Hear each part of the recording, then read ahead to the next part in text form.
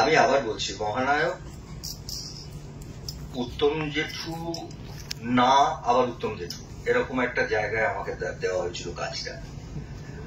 আর সত্যি কথা বলতে গিয়ে আমার মাকে মোটু বলে ডাকতেন, আমি বাড়িতে গেছি, এখনো উত্তম জেঠুর বাড়িতে মানে লক্ষ্মী পুজোয় আমি কলকাতায় থাকলে যাবো না, এটা হয় না। এটা না আমাদের সেই ফ্যামিলি, মানে আমার মার যখন বিয়ে হয়েছিল ভাবুন ওই ভবানীপুরের বাড়িতে, তখন আমার মার বয়স বোধ 16 বছর।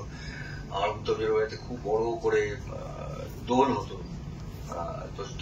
16 বছরের তারপরে আমাদের বাড়ির বউ হতে চলেছে, তুমি আগে ওই 100 জনের যে আমাদের গেস্ট আছে তার মাংস রান্না করো।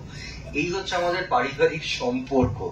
তো সেই সম্পর্কটা আমার কাছে আজও আছে ওদের পরিবারের সঙ্গে। আমার মনে হয় এটা একটা প্রিপারেশন নয়, আমি আসলে এই মানুষগুলোকে অনেকটা কাছ থেকে দেখেছি।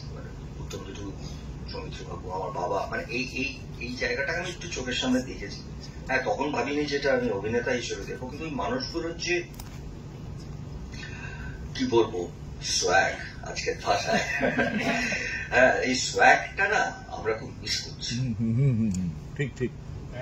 একটা মানুষের গাড়ি নিচে ঢুকলে আমরা এখানে দাঁড়িয়ে বলতে পারতাম যে একজন সুপারস্টার এসছেন বা একজন মহানায়ক এসছেন বা একজন নায়ক এসছেন।